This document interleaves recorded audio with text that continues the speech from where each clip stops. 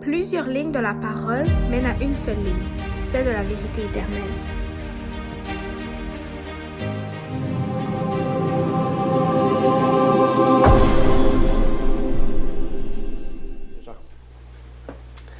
Donc, le sujet du jour sera l'Antéchrist.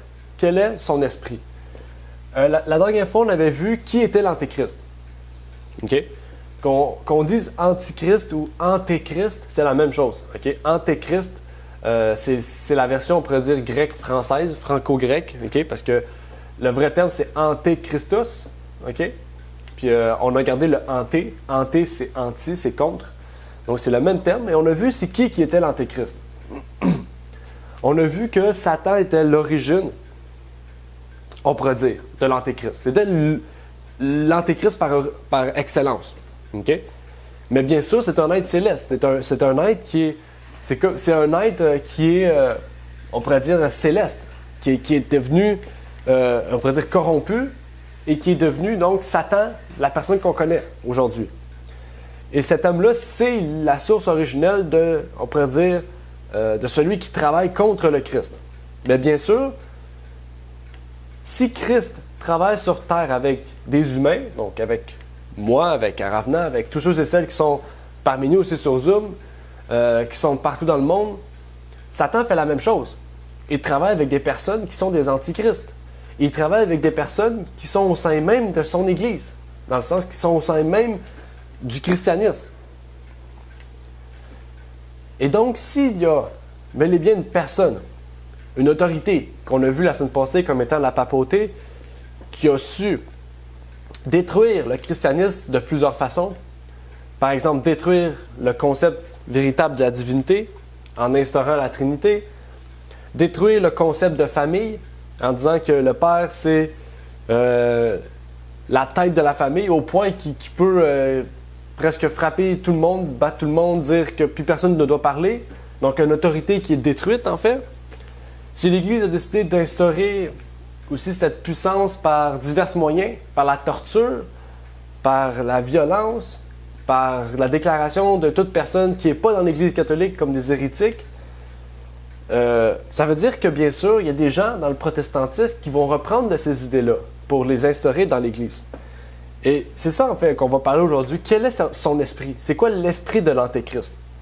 C'est quoi cette source, on pourrait dire, c'est quoi cette source qui est à l'origine de tout, qui aujourd'hui découle dans le reste du christianisme? On a vu la semaine passée un peu, on a parlé un peu de son esprit. On a entamé le sujet. Aujourd'hui, on va le terminer. Et c'est un sujet qui est un peu long. Je vais essayer de pouvoir aller plus rapidement dans certains points pour qu'on puisse vraiment faire ça plus court, parce que je ne veux pas non plus vous parler trop longtemps, parce que le cerveau, à un moment donné, il perd certaines parties du sujet. Donc, je ne veux pas vous forcer à rester trop longtemps, puis que votre cerveau, ne prend plus les informations, parce que le but, c'est d'avoir quelque chose de plus court, mais que votre cerveau capte toutes les informations. Le sujet du jour, le verset. 1 Jean 2, verset 22. « Qui est menteur, si ce n'est celui qui nie que Jésus est le Christ? Celui-là est l'Antéchrist qui nie le Père et le Fils. » Un verset qu'on a lu la semaine passée, qu'on a parlé, qu'on a étudié, qu'on va encore étudier aujourd'hui plus en profondeur pour savoir c'est quoi son esprit. C'est quoi sa esprit, qu'on peut dire sa façon de penser. C'est quoi qui fait en sorte qu'aujourd'hui les chrétiens pensent comme cet Antéchrist, qui est l'esprit de l'Antéchrist. Donc, bien sûr, je vais prier d'abord. Par la suite, on va étudier ce sujet-là en profondeur. Notre Père est aux cieux, j'aimerais te remercier, Seigneur, pour ce moment que tu nous permets d'avoir, de pouvoir étudier ta parole. Puisses-tu nous permettre, Seigneur, de pouvoir permettre à tous et à chacun de pouvoir se déplacer pour venir ici, Seigneur. Que tu puisses nous permettre que nous puissions être une Église, Seigneur, unie. Une Église unie, c'est une Église qui peut se parler en personne, qui peut se voir, qui peut discuter, Seigneur, qui peut réellement pouvoir travailler ensemble, Seigneur. Et déjà, le sujet du jour qui nous parle de l'Antéchrist, de son esprit, Seigneur, que tu puisses permettre aussi que ce sujet-là puisse nous permettre vraiment de vouloir en tant qu'Église, travailler davantage pour toi, travailler davantage pour défendre ta vérité, Seigneur. Défendre ta vérité coûte que coûte, Seigneur. Tu sais que le peuple de Dieu, à cause de ce qu'il croit, Seigneur, va subir des persécutions, subir des violences, subir beaucoup de choses, Seigneur. Nous sommes encore dans un pays libre. On peut encore parler de beaucoup de sujets, Seigneur. Et bientôt, on n'aura plus de possibilités, Seigneur. Donc, permets, Seigneur, que dans les temps favorables, nous puissions parler, Seigneur. Donc, aujourd'hui, que tu puisses nous permettre de comprendre cet esprit de l'Antéchrist.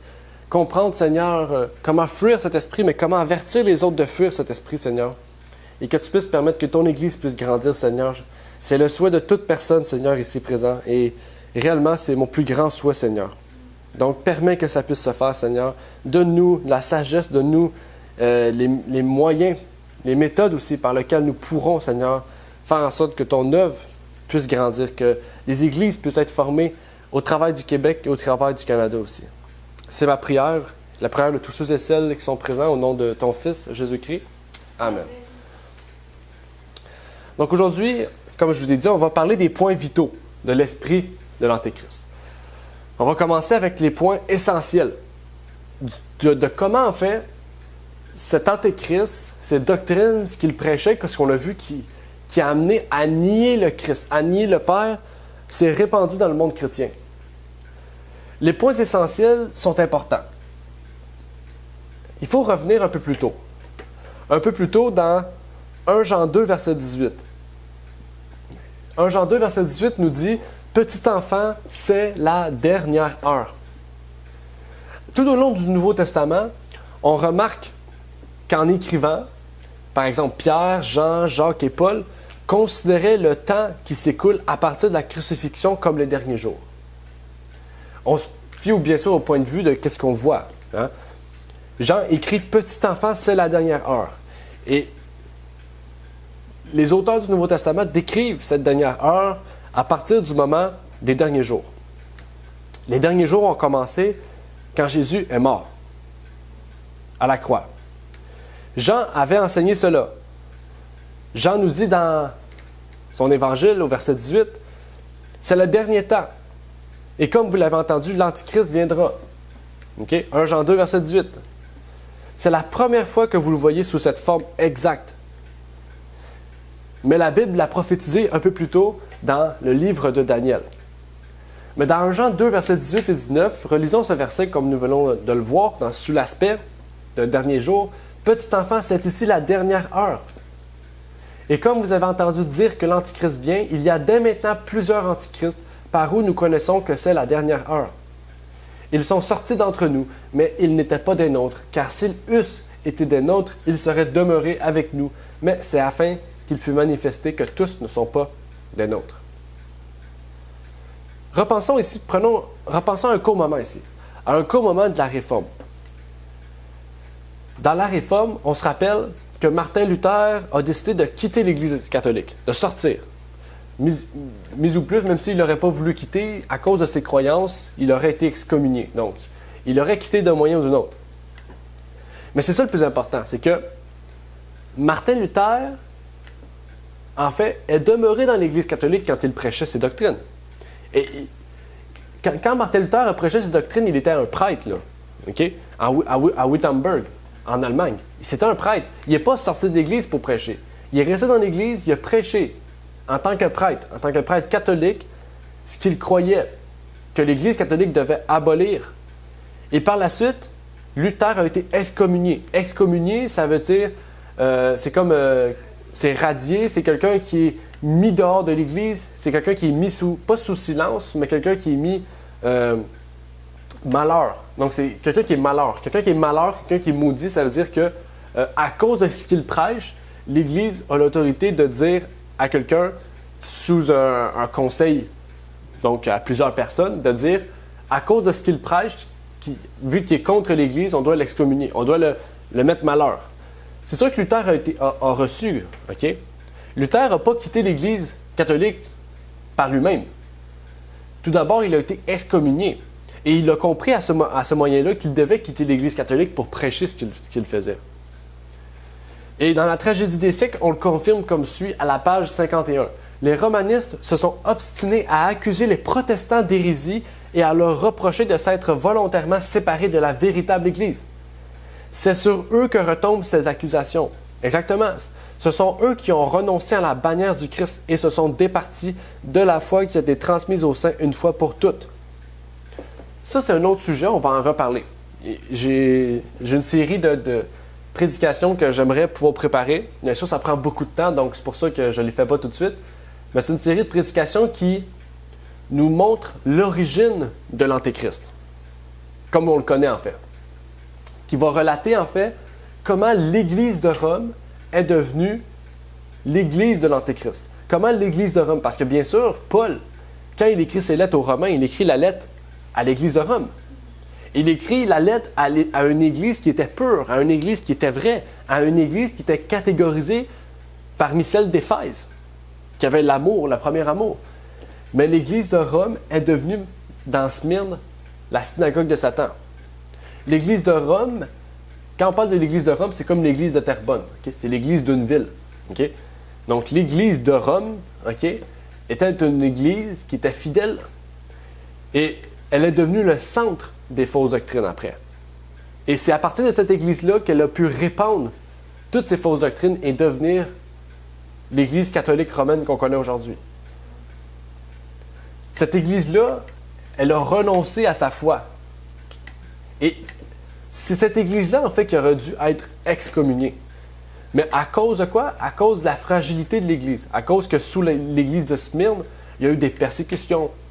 L'Église ne pouvait plus être publiquement, ne pouvait plus adorer publiquement dans les maisons. Il devait se cacher dans les grottes, etc. Déjà, sous Smyrne, parce qu'il y a eu un moment de persécution. Mais en fait, les fausses doctrines ont pu se répandre aussi rapidement. Pourquoi? Parce qu'elles faisaient des compromis avec le gouvernement. Et c'est ça ici. Il faut se rappeler que c'est le conflit final. Hein? Le conflit final, OK? Le conflit final, en ce moment, qu'est-ce qui se passe? C'est que l'Église va faire des compromis. Quand je dis l'Église, c'est que les Églises protestantes vont faire des compromis avec le gouvernement. L'Église de Dieu n'a rien à voir avec le gouvernement. Une véritable Église doit se séparer à tout prix du gouvernement. Parce que le gouvernement est une entité humaine, tandis que l'Église est une entité divine. OK? Dieu ne s'associe pas aux hommes. Dans le sens, il ne s'associe pas au gouvernement, au choix païen que les hommes font. Dieu s'associe à son Église qui veut travailler avec ce que lui décrit dans sa parole, en fait. OK? Et ça, ce sera un autre sujet, encore une fois, à discuter. Mais qu'est-ce qu'il faut sortir de la tragédie des siècles ici? C'est que Luther a été accusé d'hérésie, tandis que Luther était celui qui voulait retourner à la foi des anciens. Dans 1 Jean 2, versets 22 et 23, ça nous dit « Qui est menteur si ce n'est celui qui nie que Jésus est le Christ? Celui-là est l'Antéchrist qui nie le Père et le Fils. Quiconque nie le Fils n'a pas non plus le Père. Celui qui confesse le Fils a aussi le Père. » Maintenant, on avait déjà mentionné le fait que Satan est le père du mensonge. Qui est menteur, sinon celui qui nie que Jésus est le Christ? Celui qui nie que Jésus est le oint, parce que Christ est oint. Hein? Donc c'est ça. Satan, le père du mensonge, la première chose qu'il a faite, c'est qu'il a nié, qui a permis d'amener les chrétiens à nier que Jésus est le oint de l'Éternel. En percevant ce point de vue-là, les gens renient Dieu, en fait. On l'a vu aussi auparavant, le terme antichrist vient de Christos, qui signifie Christ. Christos vient d'un mot, okay? D'un mot plus ancien, qui est Krios. Krio,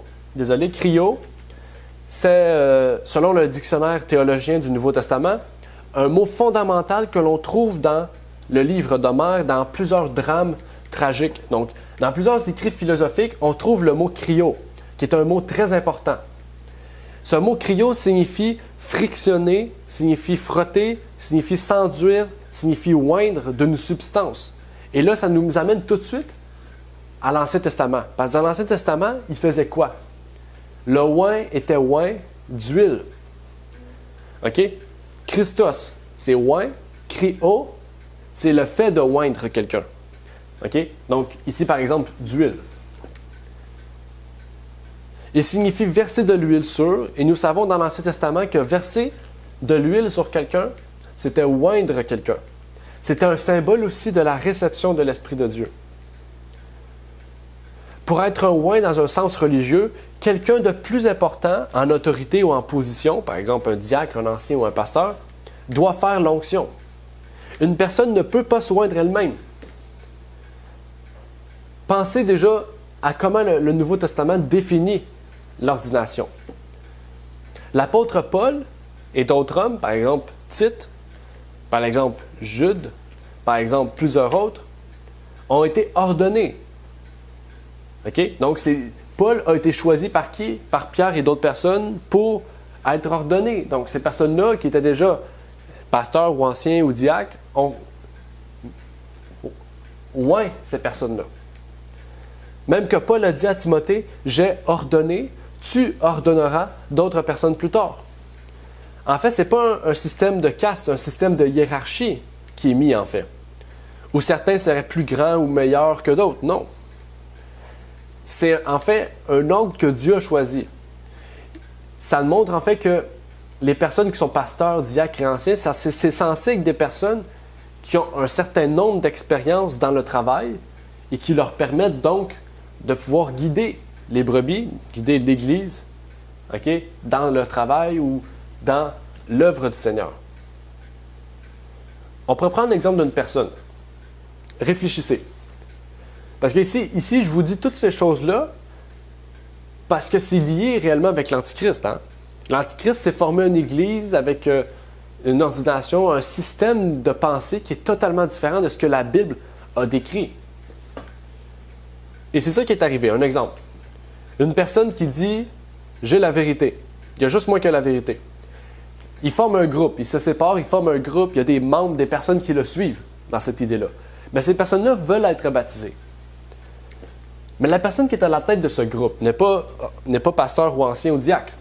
Mais il veut baptiser ces personnes-là. Cette personne-là décide donc d'aller tout seul dans l'eau et de ressortir et de dire « Bon, maintenant j'ai été baptisé, je peux vous baptiser. » Est-ce que c'est logique? Mais non, c'est pas logique. C'est pas logique, mais en plus, c'est pas biblique. Parce que tout le monde ferait ça, en fait. Ça veut dire que les baptêmes qu'il y a eu la semaine passée, Eric aurait pu juste aller dans l'eau, tout seul, ressortir et dire « Je suis baptisé, maintenant je peux baptiser. » Mais on voit que c'est illogique. Mais il y a beaucoup de personnes à la fin des temps qui disent que ça sera comme ça. Ah, ben, les personnes ne pourront plus voyager. Okay? Les anciens, les diacres, les pasteurs ne pourront plus voyager, plus personne ne pourra bouger, on va être pris dans ces moyens-là. Et donc, ben, en fait, je vais pouvoir moi-même me baptiser, je vais pouvoir baptiser les autres, faire l'œuvre. Vous pensez comme cela, mais en fait, rappelez-vous de comment les apôtres étaient. Les apôtres marchaient en cheval, à pied. Philippe, il s'est téléporté à un autre endroit pour faire son œuvre. Là, vous êtes en train de remettre en cause un Dieu tout-puissant, là, un Dieu qui défie l'impossible. Et c'est pas parce que l'homme dit « Ah, vous pouvez plus voyager » que Dieu dit « Ok, ben moi, d'abord, je suis limité à pouvoir vous aider. » Mais non, Dieu n'est pas limité à ce que l'homme fait. En fait, Dieu n'a pas de limite. Donc, en fait, oui, on peut se poser des questions sur mais comment on va faire dans l'avenir. On peut se poser des questions. Mais si on ne trouve pas de réponse, ni dans ce que les frères et sœurs disent, il faut trouver une réponse dans la Bible. Et la Bible nous dit « Ne craignez rien, je suis avec vous jusqu'à la fin des temps. » Donc, il ne faut pas craindre. Il faut se remettre entre les mains du Seigneur. Et même une autre question qu'il faut se poser. Il y en a plusieurs qui disent « Regarde, en 2000 ans, c'est sûr que la Bible a été retouchée. C'est sûr que la Bible a été retouchée, ça fait un peu moins de 2000 ans que la Bible a été écrite. C'est sûr qu'elle a été retouchée. Et ça fait 2000 ans aussi que l'Église du Christ existe. Ça fait 2000 ans qu'il y a des personnes, des pasteurs, des anciens, des diacres de génération en génération qui perdurent jusqu'à aujourd'hui. Il faut dire que depuis 2000 ans, l'Église du Christ persiste sans problème. Pourquoi? Il faut dire que depuis 2000 ans, la Bible est le livre le plus vendu. Pourquoi? Après ça, on dit que il va arriver un temps où il n'y aura plus rien. Non, il n'y aura jamais un temps où il n'y aura plus rien. À moins que Dieu décide qu'il n'y ait plus rien. Et il va y avoir un moment, oui, où il n'y aura plus rien, mais ça sera le moment où Jésus va revenir. Mais réellement, si on se met à douter comme les hommes du monde se doutent, en fait, on commence à douter déjà de ce que Jésus est venu faire sur terre. Parce que ça veut dire que Jésus est venu faire une œuvre qui va être présente quelquefois. Non. En fait, il n'y a jamais eu de fissure dans ce que Dieu a fait. Tout ce que Dieu a fait est demeuré. Et il va interdire à l'homme de toujours toucher tout ce que Dieu a fait. OK? Dieu a oint Jésus. Il est le Christos. Ça veut dire qu'il a été oint. La Bible même a prophétisé dans Daniel 9, verset 24, qu'il y aurait un oint, qu'on sait étant décrit comme étant Jésus. Dans Daniel 9, 24, 70 semaines sont déterminées sur ton peuple et sur ta ville sainte pour renfermer la rébellion, pour sceller les péchés, pour expier l'iniquité, pour amener la justice éternelle, pour sceller la vision et le prophète, et pour oindre le Saint des Saints, qui est Jésus-Christ. Ici, la prophétie des 70 semaines, et pour ceux qui n'ont pas étudié cette prophétie-là, vous pouvez l'étudier. Je vous prie de l'étudier, de prendre le temps de comprendre cette prophétie-là. Mais cette prophétie-là nous amène directement à Jésus-Christ. Nous amène directement au moment où Christ a été oint, où est-ce que son nom a été effectif. Okay? Il est né, il s'appelait Jésus, mais quand il a été oint, il est devenu le Christ, Jésus-Christ. Jésus, l'homme qui a été oint. Le oint pas de n'importe qui, pas d'un homme, le oint de Dieu. Il a été oint du Saint-Esprit. Et même dans Acte 4, verset 27, on nous dit « En effet, Hérode et Ponce Pilate, avec les gentils, le peuple d'Israël, se sont assemblés contre ton saint Fils Jésus que tu as oint. » Même un peu plus loin, dans Acte 10, verset 38, Pierre dit encore que Dieu a oint Jésus de Nazareth du Saint-Esprit et de puissance, et qu'il allait de lieu en lieu faisant du bien et guérissant tous ceux qui étaient opprimés par le diable, car Dieu était avec lui. Le Christ a été oint à son baptême. Il était le oint de Dieu, dans le ciel, mais sur la terre. Dans Hébreux 1, verset 9, on nous dit « Tu as aimé la justice et tu as haï l'iniquité. C'est pourquoi, ô Dieu, ton Dieu t'a oint d'une huile de joie au-dessus de tous tes semblables. » Et même les disciples l'ont reconnu qu'il était oint de Dieu.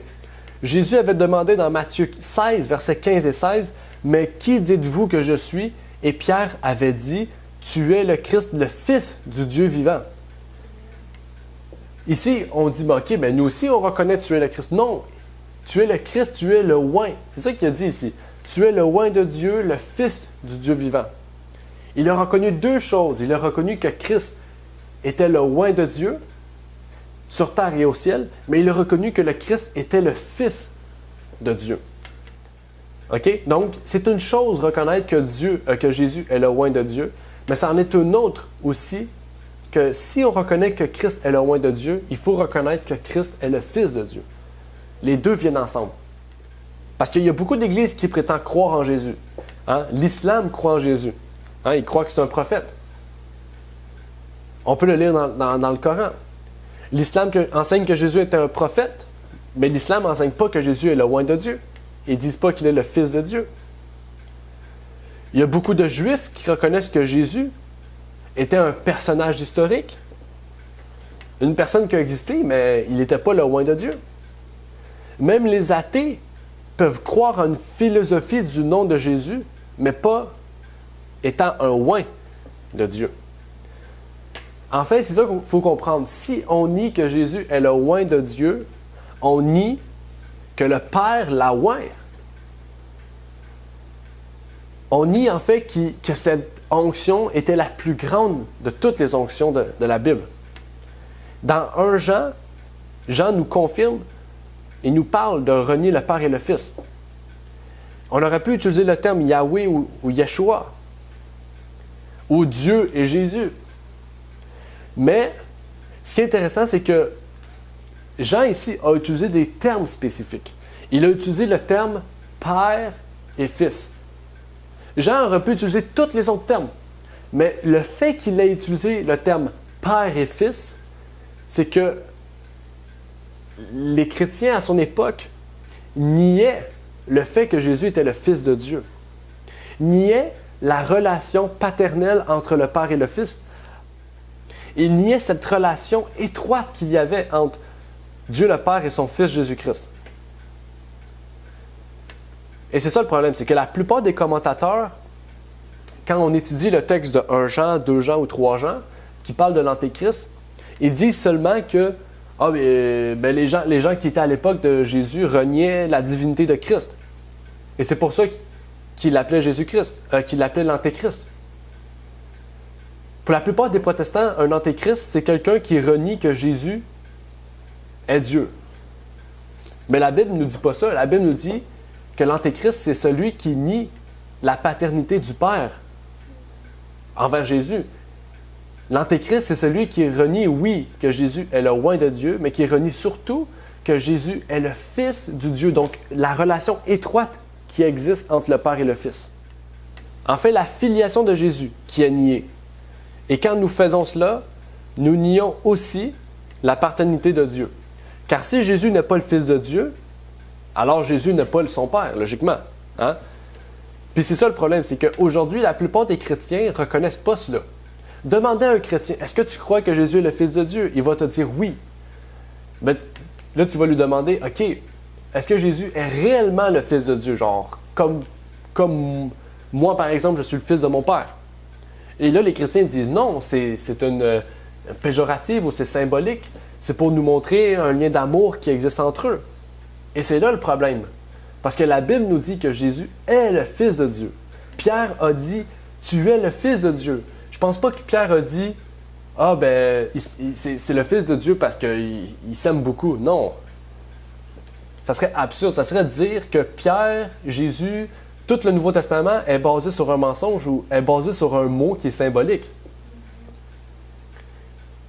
Il faut comprendre que la Bible est un livre très simple. Les gens la rendent compliquée. La conception qu'on a du monde la rend compliquée. À travers les siècles, on change aussi de la moralité, on change la façon de penser. Et ça change aussi la façon dont on comprend la Bible. Mais quand on lit la Bible, telle qu'elle est, dans le sens que s'il faut le prendre dans le sens littéral, on doit le prendre dans le sens littéral, et si c'est un sens symbolique, on le prend dans un sens symbolique, alors la Bible est simple comme de l'eau de roche. Hein? Si on voit fils et on voit père, si vous allez dans le grec et qu'on voit encore le terme fils et le terme père, c'est pas dans un sens symbolique. Ça, c'est l'homme. L'homme ne veut pas reconnaître la paternité de Dieu. Ils ne veulent pas le reconnaître. Et c'est là le problème. Parce que c'est écrit, quiconque nie que Jésus est le Fils de Dieu, okay, le vrai Fils de Dieu, n'a pas le Père. Vous pouvez penser que vous avez le Père et que vous croyez et adorez le Dieu du ciel. Mais si Jésus, ce n'est pas réellement le Fils de Dieu, que Jésus fait partie d'un Dieu en trois personnes, qui est une facette des trois personnes, ou qui est un Dieu distinct de... Peu importe la doctrine que vous croyez de Dieu, aussitôt que vous ne croyez plus que Jésus est réellement le Fils de Dieu, okay, littéralement, je veux dire, c'est comme moi, je suis le Fils de mon Père, en fait, vous faites partie de cet esprit de l'Antéchrist. Dans 2 Jean 9, on nous dit « Quiconque est transgresseur et ne demeure pas dans la doctrine de Christ n'a point Dieu. Celui qui demeure dans la doctrine de Christ a et le Père et le Fils. » Ici, on parle de la doctrine du oint. C'est quoi la doctrine du oint? Le oint a dit « Je suis le Fils de Dieu ». Jean dit même, un peu plus tôt, dans 1 Jean 4,15, « Quiconque confessera que Jésus est le Fils de Dieu, Dieu habite en lui et lui en Dieu. » Encore une fois, on ne parle pas ici d'un symbolisme, on ne parle pas d'une question de secondaire éphémère qui ne sert à rien. Jean ici, il parle des principes de base, qui sont quoi? Les principes de la doctrine de Christ. 1 Jean 4, verset 1, « Bien-aimés, ne croyez pas à tout esprit, mais éprouvez les esprits pour voir s'ils sont de Dieu, car plusieurs faux prophètes sont venus dans le monde. » Exactement. En fait, aujourd'hui, je vous encourage chaque samedi d'ouvrir la Bible ou, par exemple, d'aller faire des recherches après le sermon. D'aller voir si tout ce que je dis est vrai, si tout ce que je dis est biblique, est vérifiable. Je ne vous dis pas d'aller voir un autre pasteur, de lui dire « Est-ce que ça c'est vrai? » Parce que c'est sûr qu'un autre pasteur, il ne va sûrement pas croire ce que je crois. Hein? Parce qu'aujourd'hui, il y a tellement de dénominations qu'on se finit par se perdre. La Bible nous dit qu'il y a une seule Église, donc il y a une seule doctrine, dans le sens qu'il y a plusieurs fondements, mais qui découlent de la Bible. Il faut passer toute doctrine par le test de la Bible. Il faut passer tout ce qui est dit par n'importe qui par le test de la Bible. Et moi-même, même si maintenant je suis, on pourrait dire, un ancien d'Église, même moi, quand j'écoute quelqu'un parler, je le fais. Il faut le faire. Parce que si on ne le fait pas, on risque de tomber entre les mains d'un mauvais esprit. 1 Jean 4, 8 nous dit « Celui qui n'aime pas ne connaît pas Dieu, car Dieu est amour. »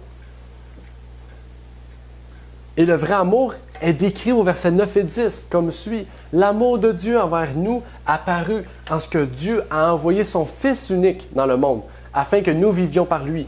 En ceci est l'amour, c'est que ce n'est pas nous qui avons aimé Dieu, mais que c'est lui qui nous a aimés et a envoyé son Fils en propitiation pour nos péchés. » Encore une fois, dans toutes les Bibles françaises, mis à part la Osterval 2018, dans toutes les Bibles françaises, on écrit que Jésus est le Fils unique. OK? Pourtant, dans la version King James, qui est la plus vieille version anglaise, la plus vieille version dans les langues germaniques qui existent, dit que Jésus est le Fils, le seul Fils engendré de Dieu. Okay? Il faut savoir que le terme unique n'existe pas dans la Bible. Le terme unique n'est pas seulement une mauvaise traduction, mais une mauvaise compréhension de Jésus. Okay? Pourquoi? Parce que pour les nouveaux théologiens qui croient à la Trinité, qui ont utilisé les textes, les manuscrits de l'Ancien et du Nouveau Testament catholique, en fait, pour être en accord avec l'Église catholique, on ne peut pas utiliser le terme engendré, parce que Jésus n'est pas engendré de Dieu. Jésus est le Fils unique de Dieu, c'est tout. Donc, dans toutes les Bibles modernes, vous allez retrouver le Fils unique et non plus le Fils engendré. Pourquoi? Parce que les Trinitaires disent que Jésus, oui, ils reconnaissent que Jésus est le Fils unique de Dieu, mais pas engendré. Donc, ils ont traduit le mot engendré par unique. Vous pourrez vérifier ça, hein? C'est pas, je vous dis pas n'importe quoi. Allez lire la version King James, j'en ai une ici, je pourrais ouvrir avec vous. Allez sur Internet, écrivez la version King James, vous allez voir que c'est engendré dans tous les versets de la Bible. Le mot unique apparaît pas. C'est le mot, oui, il apparaît, mais c'est pas unique, c'est pas traduit par unique, c'est traduit par seul, le seul Fils engendré de Dieu. C'est pas son Fils unique engendré. Donc, même quand on utilise Fils unique engendré, c'est un mot qui n'existe pas. Dans la Bible, ça n'existe pas. Et c'est ça, c'est important de comprendre cela. Hein? C'est important de comprendre cela. Parce que la parole de Dieu est exacte. La parole de Dieu n'a pas été assemblée par hasard ou écrite n'importe comment. La parole de Dieu est inspirée de Dieu. Inspirée surtout de son esprit. Elle a été écrite par des hommes, mais des hommes qui sont sous l'inspiration de Dieu. Et Jésus a dit que l'homme ne vit pas de pain seulement, mais de toute parole qui sort de la bouche de Dieu. OK? Puis toute parole qui sort de la bouche de Dieu, c'est ça la parole. OK? Oui, là, je vous verbalise ce que la Bible nous dit. Mais c'est pour ça. Si je verbalise, il faut aller voir ce que la Bible dit directement. Parce que n'importe qui peut verbaliser la Bible et dire n'importe quoi. Mais la Bible, elle parle de elle-même. OK? C'est pas moi le manuel de vie, c'est la Bible le manuel de vie. Et c'est comme n'importe quoi, en fait. Quelqu'un qui étudie en santé va se fier à un livre qui a été quoi? Qui a été monté, qui a été mis, qui a été structuré, construit par des personnes qui savent ce qu'ils font. Des personnes qui connaissent le domaine. Mais est-ce qu'il est mieux d'écouter une infirmière ou d'écouter les livres qui ont formé cette infirmière? Il est mieux d'écouter le livre. Bien sûr, aujourd'hui, on écoute les personnes parce que c'est moins long, mais vous comprenez ce que je veux dire. Il est plus facile de m'écouter parler que d'aller fouiller dans la Bible, de faire des recherches et de voir que, exactement, c'est vrai ce qu'il dit. Tout est vrai. Et ça, ici, j'ai une question, je ne comprends pas. Je ne comprends pas ce que... Tu as parlé de ça, mais je n'ai pas compris. C'est ça qu'il faut faire. Hein? Et aujourd'hui, de plus en plus de monde se remet en question. Ils vont chez le médecin, puis ces personnes-là ont déjà fait des recherches sur Internet de peut-être ce qui pourrait avoir causé leurs problèmes. Déjà, ça, c'est la base d'une recherche. Hein? De ne pas mettre 100% de notre confiance en n'importe qui, mais de vraiment vérifier si tout est vrai. On le fait dans toute notre vie, mais il faut le faire dans la Bible aussi. C'est très important. Parce que Jean, ici, est très précis. Il nous précise quelque chose de spécifique. Ici, il nous parle même de l'amour de Dieu. L'amour de Dieu, il est tellement grand qu'il n'a pas envoyé n'importe qui. Il a envoyé son seul Fils engendré. Il a envoyé la seule personne qu'il avait. Et le plus grand parallèle dans la Bible qu'on a à ce sujet, c'est quoi? C'est Abraham et son fils. Pourquoi Dieu aurait choisi Abraham et son fils pour nous parler du sacrifice de Jésus-Christ? Si Jésus-Christ n'est pas le Fils de Dieu. Il aurait pu prendre n'importe quel parallèle. Il aurait pu prendre David avec tous ses enfants. Il aurait pu prendre Absalom. Il aurait pu dire à David, va sacrifier Absalom. Non, il a choisi qui a choisi? Abraham, qui est un père, avec Isaac, son seul fils engendré. Et il a dit, va le mettre en sacrifice. Et Abraham allait tuer son fils. Et c'est un ange de l'Éternel qui a intervenu. Et il a été sauvé par sa foi. Dieu nous montre la même chose ici. Dieu ici, c'est un symbole d'Abraham et Isaac, un symbole de Christ. Et l'exemple est parfaitement représenté. Posez une question à quelqu'un sur ce sujet-là, à un trinitaire. Il aurait pu dire ici, parce qu'il a envoyé Jésus. Hein? Parce que c'est vrai que Dieu a envoyé Jésus. Mais Dieu, il dit rarement ça qu'il a envoyé Jésus. Dieu dit souvent qu'il a envoyé son Fils engendré. Son seul Fils engendré. Pourquoi? Parce que le terme seul, le terme Fils et le terme engendré sont des termes qui précisent quelque chose de spécifique et qui montrent à quel point Dieu nous aime. Dieu aurait pu envoyer un de ses milliards d'anges, mais il a envoyé la seule personne qui le représentait le mieux. La seule personne qui était divin. La seule personne qui l'aimait le plus. La seule personne qui avait une paternité avec lui. C'est comme si mon père, il disait, c'est comme si mon père avait une rançon à payer et qu'il m'envoyait. Est-ce qu'il serait triste? Il serait triste. Mais est-ce qu'il aurait aimé mieux peut-être envoyer son chien que moi? Oui. Pourquoi? Parce que son chien, c'est pas la même affinité que moi, que père et fils. Vous comprenez ce que je veux dire? Les mots ici sont utilisés avec précision. Jean a été aussi inspiré de Dieu. Et aujourd'hui, c'est ça, cet enseignement. La Trinité est cet enseignement central qui détruit la Bible et qui est défini comme la plus grande doctrine de l'Antéchrist et la plus grande doctrine qui est soumise à cet esprit de l'Antéchrist. Et c'est pas moi qui le dis, c'est l'Église catholique qui a mis en place cette doctrine, qui a créé, qui a fondé, peu importe tous les mots qui existent pour dire ce qu'ils ont fait. Mais dans leur livre théologique, qui s'appelle The Handbook for Today's Catholic, l'Église catholique dit que la Trinité est la doctrine centrale de toutes les doctrines. Il nous dit, le mystère de la Trinité est la doctrine centrale de la foi catholique. C'est sur lui que reposent tous les enseignements de l'Église.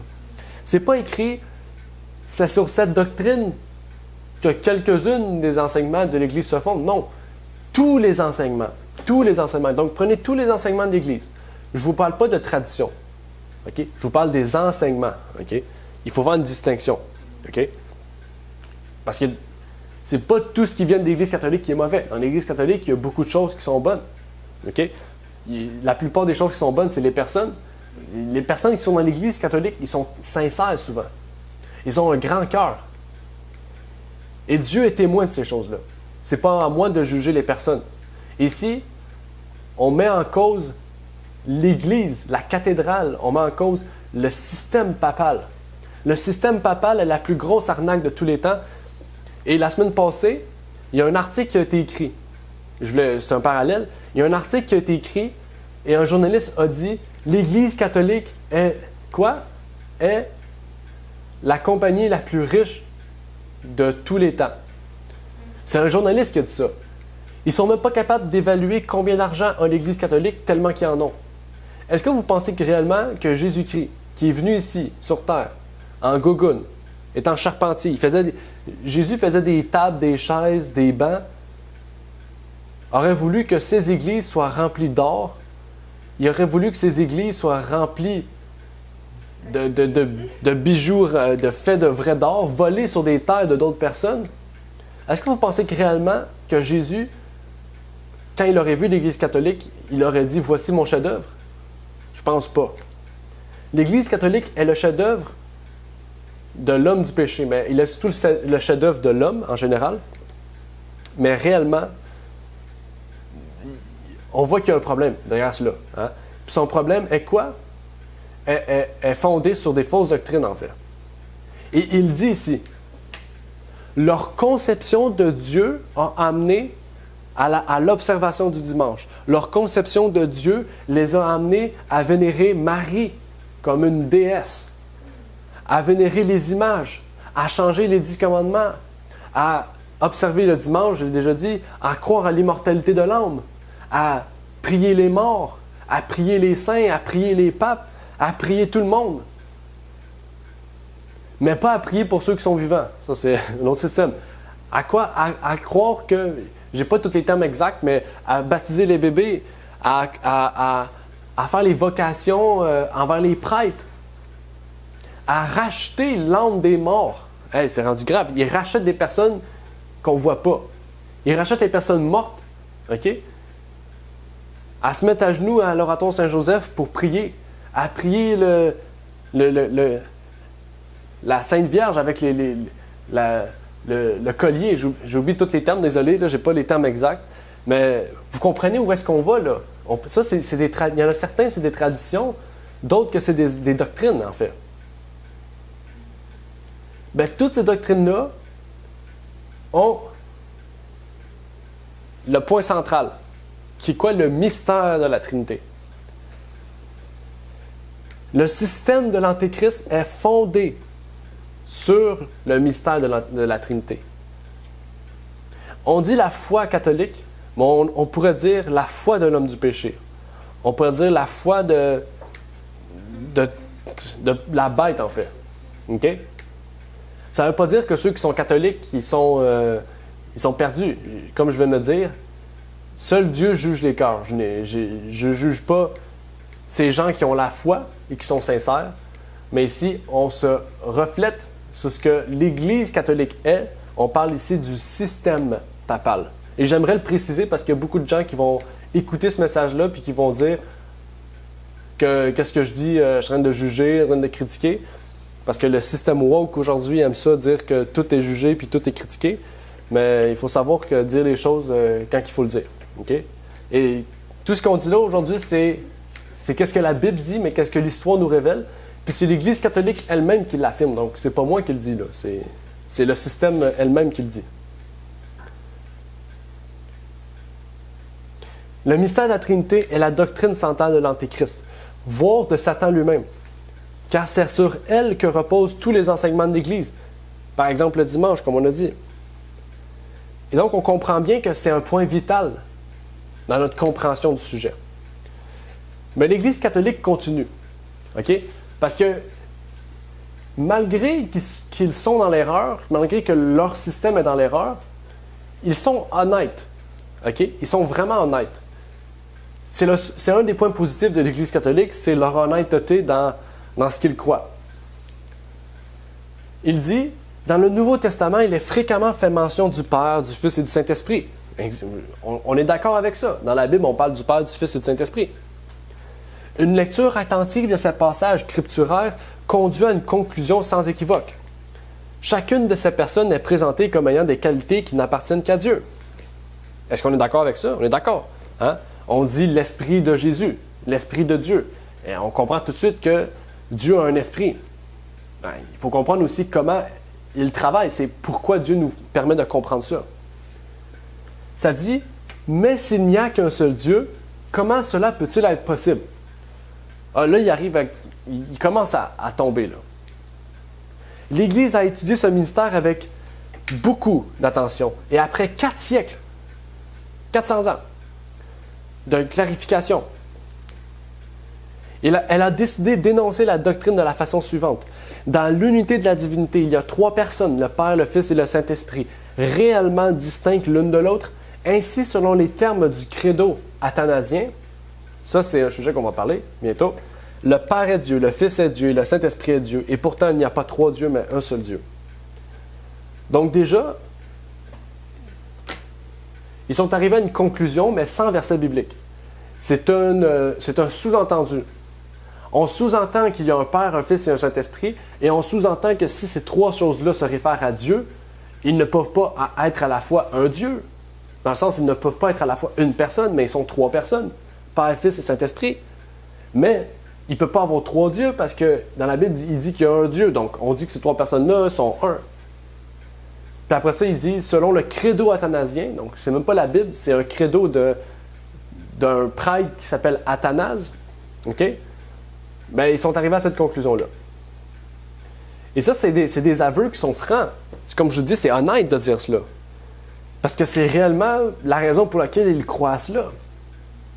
Mais pourquoi les protestants croient à cela? Si les protestants disent la sola scriptura. Les protestants disent la Bible seule. Je ne peux pas vous répondre. C'est poser la question à vous-même à un protestant. Mais il faut savoir que l'Église adventiste, les églises protestantes définissent et croient à la même chose qui est définie ici. Plusieurs adventistes aussi croient pas à la Trinité, ils croient au trithéisme, qui est un peu la Trinité orthodoxe. La Trinité orthodoxe, c'est la Trinité. La Trinité orthodoxe, c'est la vieille façon d'expliquer la Trinité et qui est aujourd'hui définie comme le trithéisme. Mais il faut savoir qu'au lieu d'avoir 3 dieux en un, c'est 3 dieux distincts.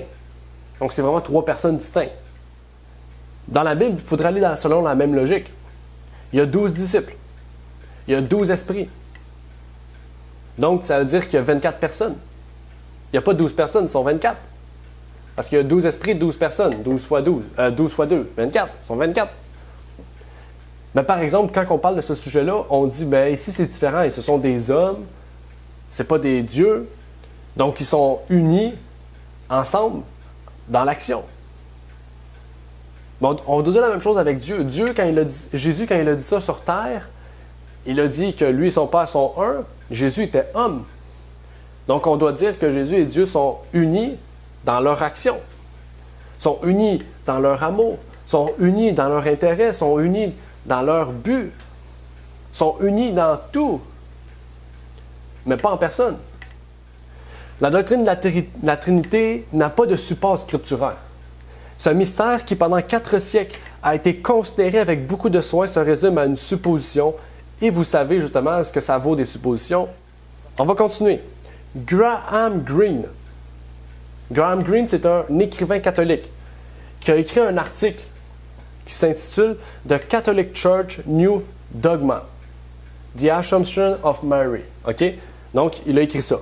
L'Église catholique, un nouveau dogme, l'Assomption de Marie. Parce qu'il faut savoir que l'Assomption de Marie est apparue dans les années 1800-1900. OK? Ce n'est pas quelque chose qui est très, très vieux. OK? Voyez ce qui est écrit dans le livre Life, le magazine Life, de 1950.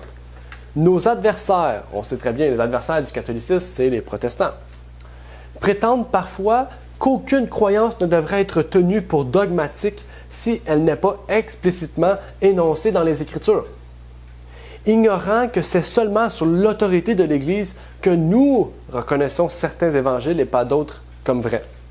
OK? Parce que les catholiques croient aux écrits, j'ai oublié le mot. Ils croient aux écrits qui ne sont pas dans la Bible, comme Tobie, le livre d'Enoch, j'ai oublié le nom J'oublie le nom de ces livres-là. Bon, on va continuer. Mais les églises protestantes ont elles-mêmes accepté des dogmes, donc il y en a plusieurs, précisément, tels que la Trinité, pour lequel il n'existe pas d'autorité explicite dans les évangiles. C'est quoi une autorité explicite? Une autorité explicite, ça veut dire que vous ouvrez la Bible, vous lisez un verset, et c'est clair et net que ça définit ce qu'ils disent. En fait, ils disent qu'il n'y a pas de texte de même.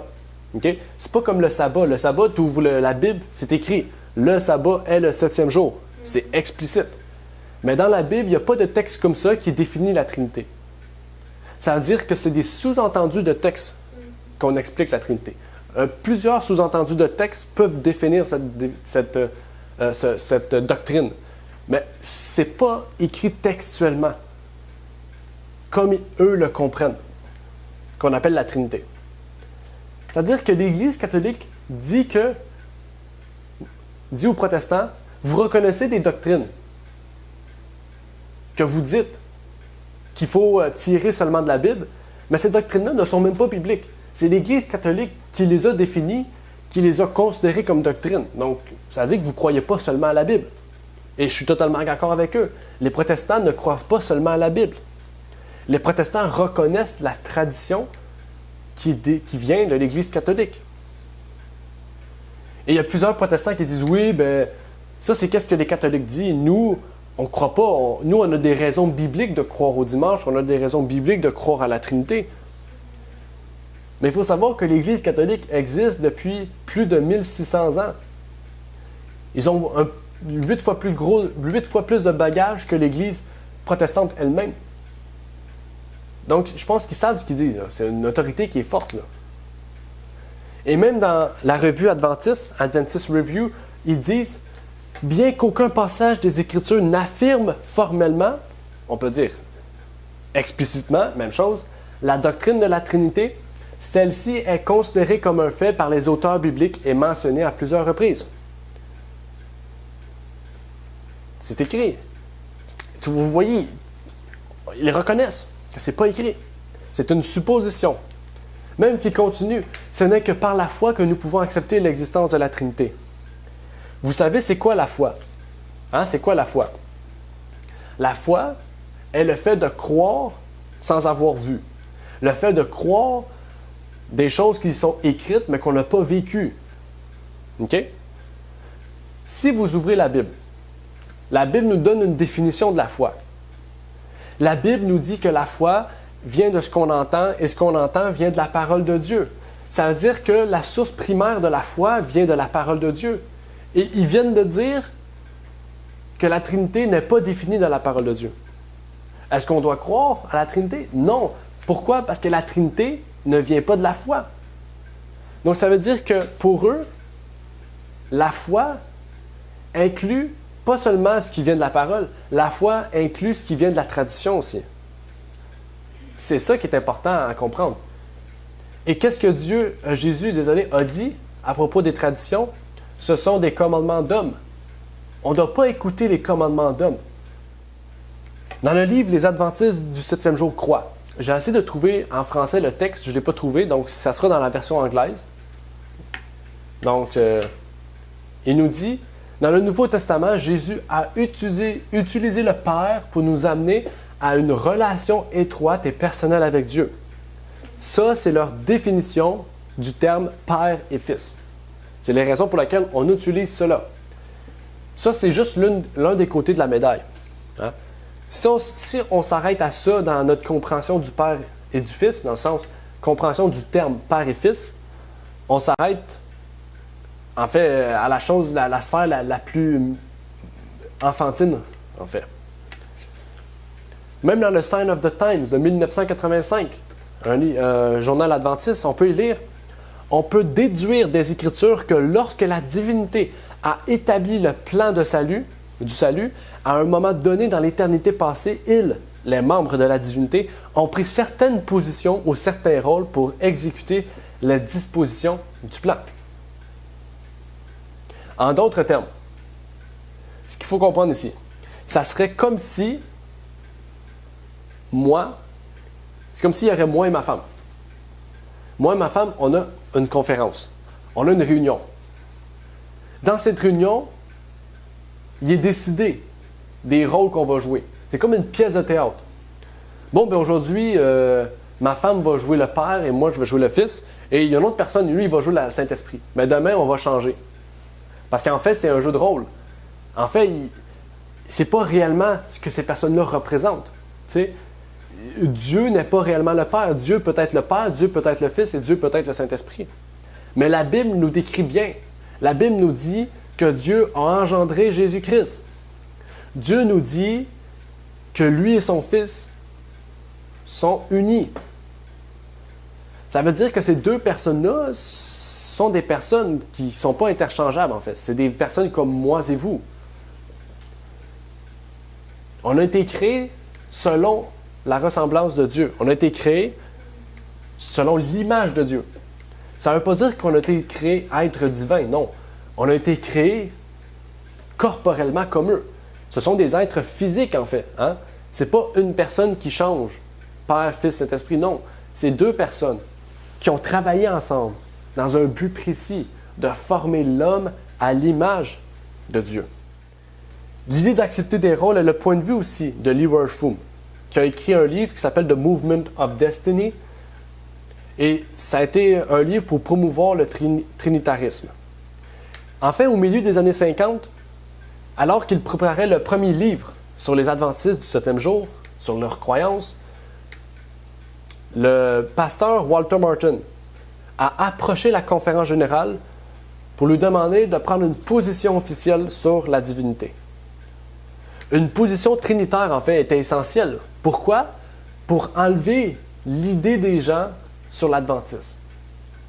Il faut savoir que ce changement de croyance en la divinité avait pour but de retirer l'adventisme du sectarisme. Pour eux, ne pas croire à la Trinité, c'était sectaire. Donc pour nous, on est comme la secte de Jésus-Christ. Hein? C'est comme ça que Jésus était appelé. Jésus était appelé une secte. Les chrétiens, à travers tous les siècles, les vrais chrétiens étaient appelés une secte. Je pense que c'est la destinée de tout véritable chrétien d'être une secte. Mais lui, ce monsieur-là, que vous connaissez très bien, Leroy Froome, il a dit: dans l'usage de Jean, l'expression « seul engendré » fait référence au caractère unique de la filiation du Christ, à sa spécificité et non à sa dérivation.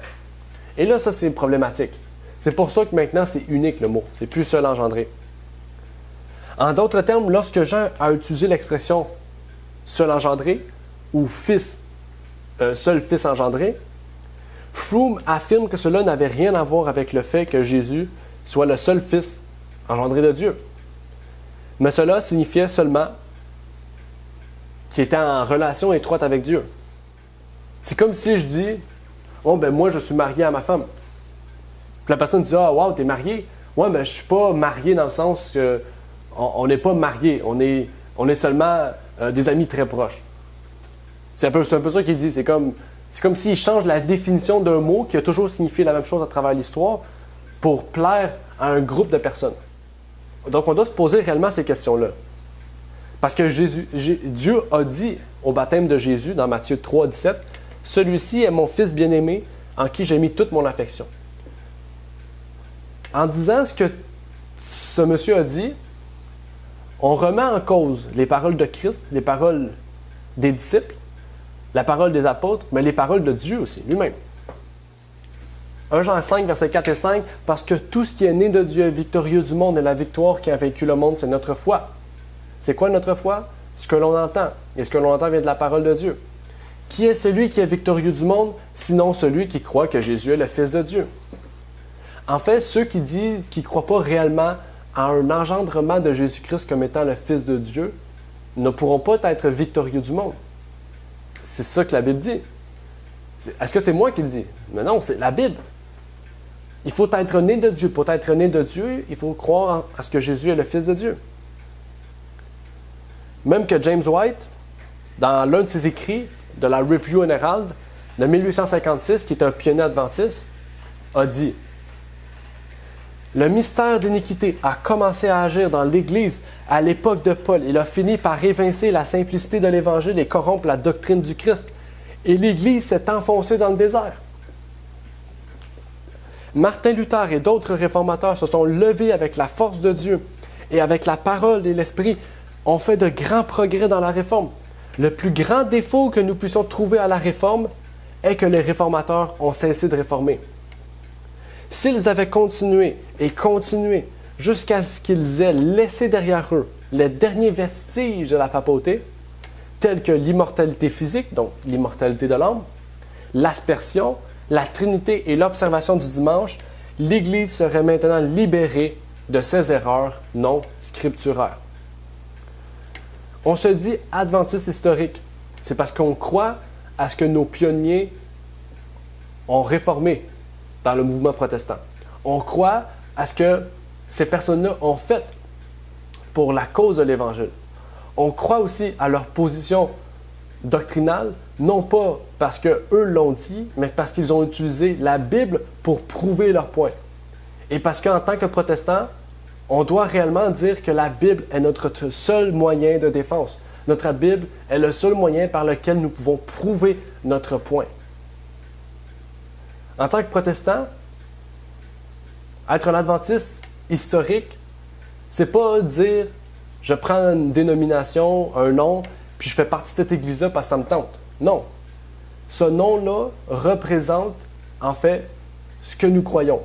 Nous croyons en tant qu'adventistes que Jésus va revenir et qu'on met quoi? On met toute notre vie sur ce fait-là. C'est ça en fait. OK? Il faut savoir que Martin Luther, à l'époque, se disait être dans la vérité. Il disait que les autres avaient des doctrines qui étaient vraies, mais plusieurs qui étaient fausses. Est-ce que c'était un fait? Oui, c'était un fait. C'est un fait. Aujourd'hui, il y a beaucoup d'autres dénominations.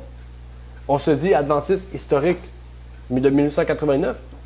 Pourquoi? Parce qu'on croit que l'Église doit être réformée au point de revenir à l'époque d'Éphèse, revenir à l'état d'Éphèse, à savoir avoir l'amour de Christ en nous, avoir une véritable compréhension des doctrines bibliques, croire à la Bible seule, mais surtout nous préparer au travers de cela à recevoir Jésus-Christ dans notre vie. Il y aurait beaucoup à dire à ce sujet encore. Je pourrais continuer à parler avec vous pendant 8 heures, amener toutes les preuves de tout ce que les monarques, tout ce que les prêtres, les pasteurs, tout ce qu'ils ont dit au travers de l'histoire. Vous allez voir que tous ces gens-là sont honnêtes dans ce qu'ils croient. Ils croient tous en ces doctrines-là, tout en sachant que ce n'est pas biblique, tout en sachant que ce n'est pas explicitement dit dans la Bible. Et moi, je ne crois pas à des suppositions. Je crois explicitement à des versets qui amènent des preuves solides d'un point de vue biblique.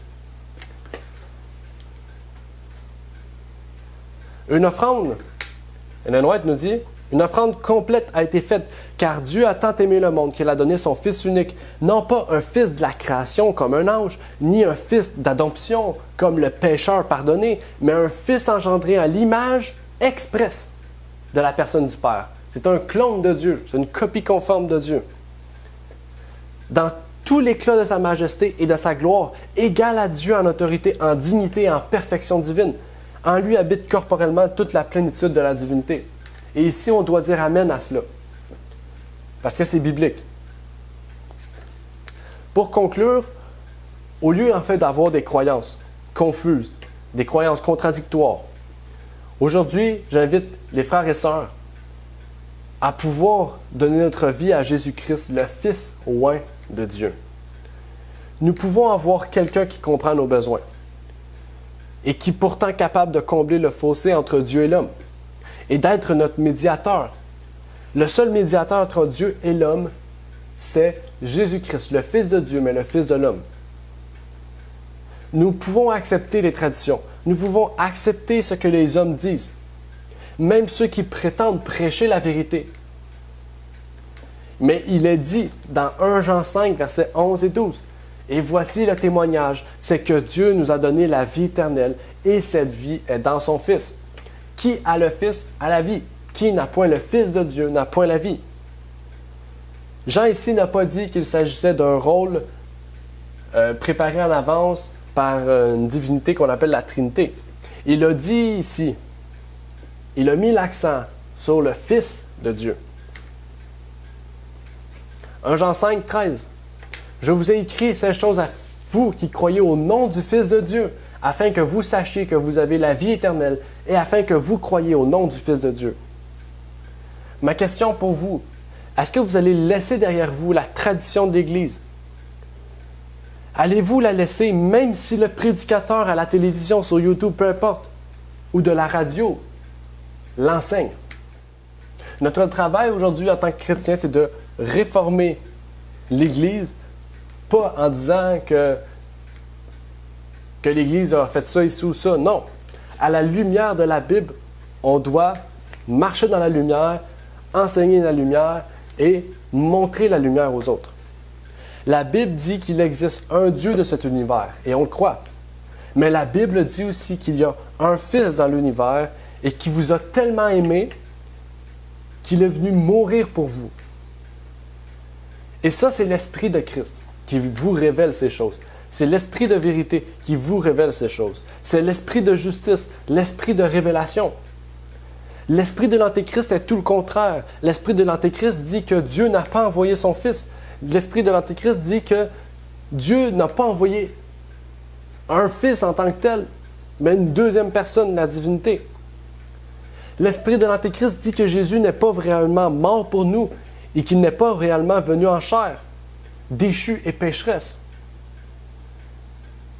L'Esprit de l'Antéchrist dit que Jésus n'a pas marché comme nous devons marcher et qu'il n'a pas vaincu comme Dieu veut que nous le fassions. L'Esprit de l'Antéchrist dit que le Jésus qui est venu sur terre n'était pas pareil comme nous en tout point. Et ça, c'est une grave erreur de penser cela. Parce que l'avenir de ce monde est très sombre. En comprenant mal Jésus-Christ, on peut mal se refléter en lui. Tandis que Jésus nous a dit, prenez-moi en exemple. Il faut savoir qu'il n'y a pas de terrain d'entente. C'est soit blanc, soit noir, soit lumière, soit ténèbres. À la fin, soit qu'on est disciple de l'Antéchrist, disciple du Christ. Il n'y a pas de zone grise. Aujourd'hui, je vous invite à choisir le Christ. Parce que si on ne choisit pas le Christ, on choisit automatiquement l'Antéchrist. Et aujourd'hui est le jour de grâce pour vous, est le jour du salut. Aujourd'hui, c'est votre jour pour donner votre cœur à Jésus, mais pour le servir et pour vous sentir appelé. Parce que Dieu vous appelle aujourd'hui. Il vous appelle en tant qu'élu, mais en tant que fidèle, qui se dresse contre qui? Il se dresse contre le serpent ancien, qui se dresse contre l'Antéchrist. La promesse a été faite dès le premier péché. La femme piétinera la tête du serpent. Dieu nous donne la puissance par Jésus-Christ de piétiner l'Antéchrist, de piétiner Satan, de piétiner ses faux docteurs, de tester ces esprits qui viennent du mal. C'est ma prière pour chacun d'entre vous et que Dieu vous bénisse. Je vais terminer par une prière avant de finir. Notre Père qui est aux cieux, j'aimerais te prier, te remercier pour ce moment que tu nous permets d'avoir, de pouvoir étudier ta parole, d'avoir pu partager ce sujet important, ce sujet crucial, qui nous révèle tellement de choses dans ta parole, qui nous révèle les fondements, des fondements, Seigneur. De comprendre qui est Dieu, qui est Jésus-Christ, qui est ton esprit. Ce sont des sujets cruciaux. En fait, avoir une mauvaise conception de ces choses nous apporte à avoir une mauvaise conception de plusieurs autres sujets, Seigneur. Viens-nous en aide. Puisses-tu nous aider, nous éclairer, nous envoyer cet esprit de révélation, cet esprit de vérité, cet esprit du Christ qui nous permet et qui nous convainc surtout de ta vérité. C'est ma prière pour chacun d'entre nous et je t'en prie au nom de ton Fils Jésus-Christ. Amen. Merci d'avoir écouté cette vidéo. Pour plus de contenu, abonnez-vous sur notre site Internet. Il est également possible pour vous de nous suivre sur notre page Facebook et de nous contacter par email.